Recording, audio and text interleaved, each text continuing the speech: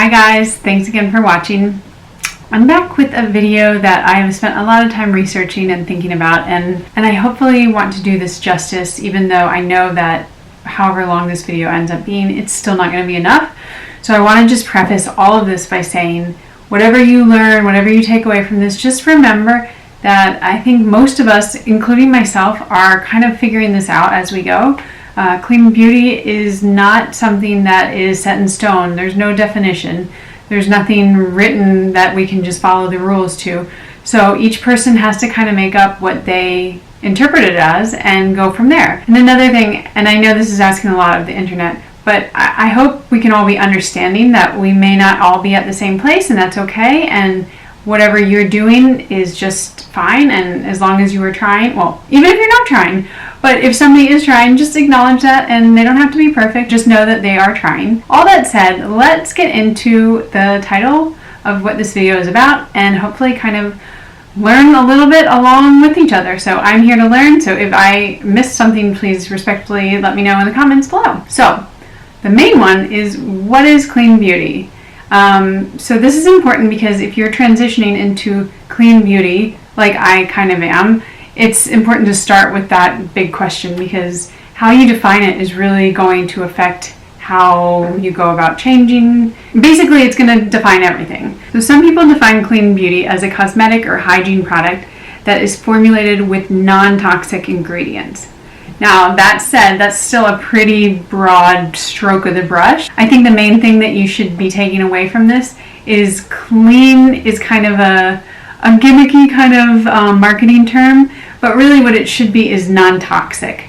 So, in my opinion, of course. So again, clean beauty can mean lots of things to different people. Some people could say, I don't want any silicones in my products. Some people could say no PEGs. These are terms that you probably are starting to get familiar with, but if not, just do a little research on that. No, silicones are fine. I just don't want some of the other ingredients in my skincare. So it is important to kind of set your own definitions. So for me, silicones are okay. That's just kind of one way to put that out there. And then a lot of other things I think people get hung up on are the preservatives in their products. Now, if you know anything about formulation of products, which I'm learning about because I'm really into and hopefully going to be starting to make my own skincare soon, preservatives are absolutely necessary, and if you don't have a preservative in something, it's not going to be stable.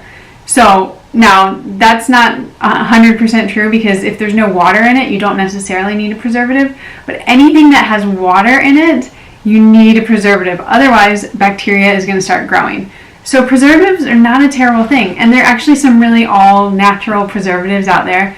And then there are others that are formulated in labs that are just as good as well. So don't get hung up on these kind of catchphrases where they say no preservatives or chemical-free. Those are just trying to sell you a product. Everything is a chemical, so any product you put on your face, it's going to have chemicals in it.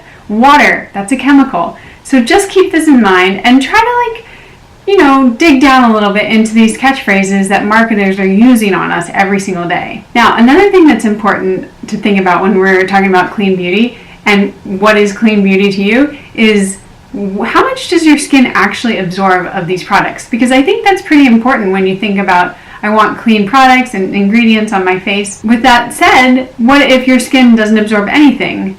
Now, we know that's not true. And some people say, the numbers kind of vary, but I would say 60% is a good baseline number to use. And that is the percent of chemicals that are absorbed by your skin. Now, your skin is also your largest organ in your body, so take that into consideration when you're putting chemicals and products on your face. Again, chemicals, not a bad thing. Chemicals are in everything. So when these chemicals are absorbed by your body, they can lead to lots of things like irritations, rashes, cancer, birth defects. It kind of runs the gambit, but that's why we have to be a little bit more cautious about what we're putting on our skin, because we do absorb quite a bit of it. That said, your skin doesn't absorb everything, so don't just think that you're putting it on and it's automatically in your bloodstream. Part of your skin's role is to make sure that stuff doesn't get in. So that's why if you have dry skin and you think, well, I just lather my face in oil, it doesn't always get absorbed, because sometimes the particles are too big to get absorbed by your skin. That's one of the roles of the skin. But also your skin has a moisture barrier. So that moisture barrier keeps the water and the moisture in, but it also keeps some things out. So your skin is more complicated than you may think. And what I'm going to do actually below is, I should have a lot of things listed below, but I'm going to list some really great articles to read. I always research on PubMed.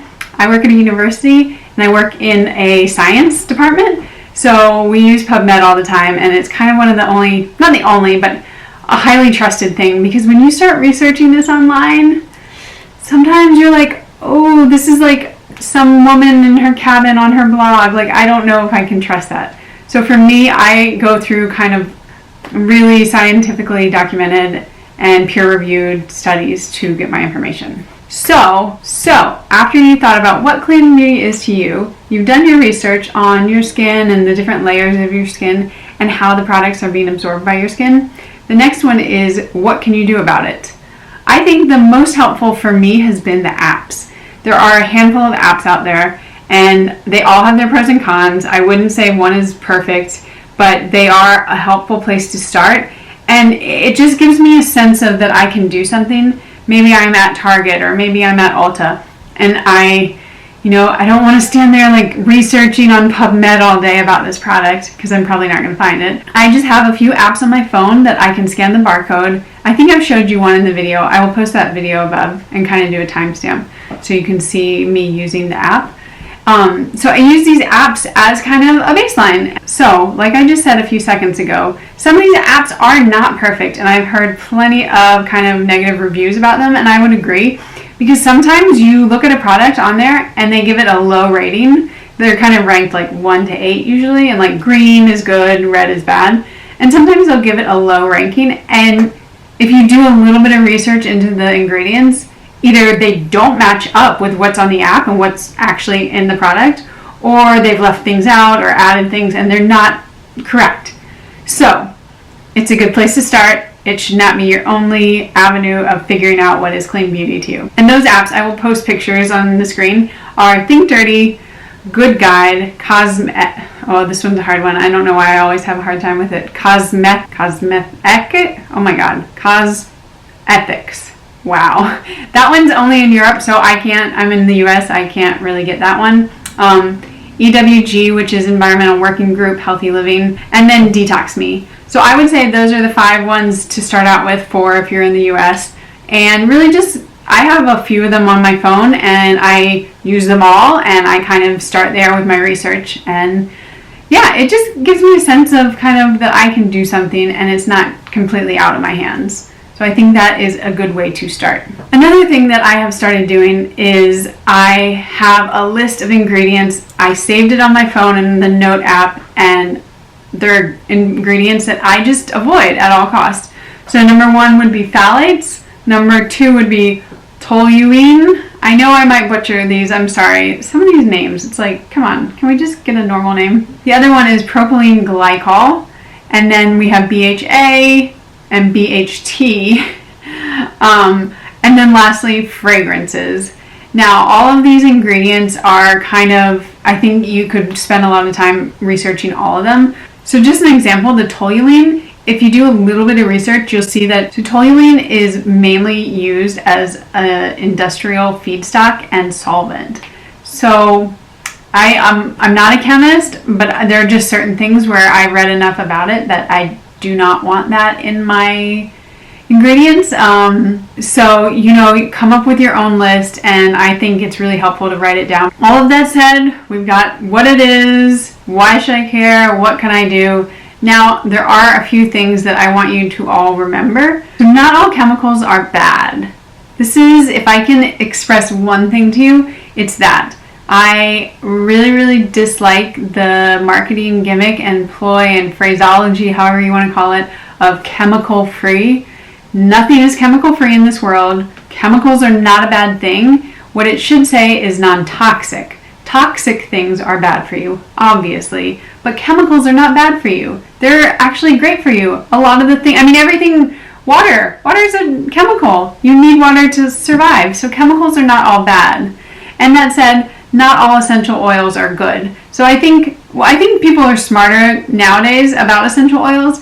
And some people really just steer clear from them, and that's fine. If you have sensitive skin, that's probably safe.